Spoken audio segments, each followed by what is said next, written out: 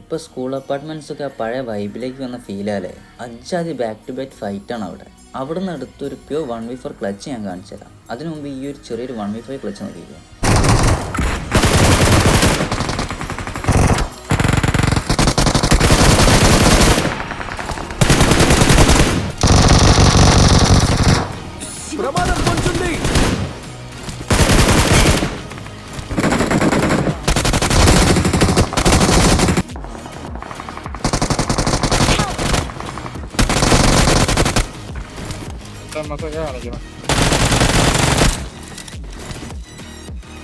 scene കളി ഞാൻ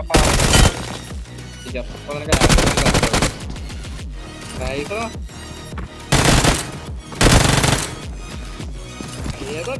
ഏതാ മാറി വരും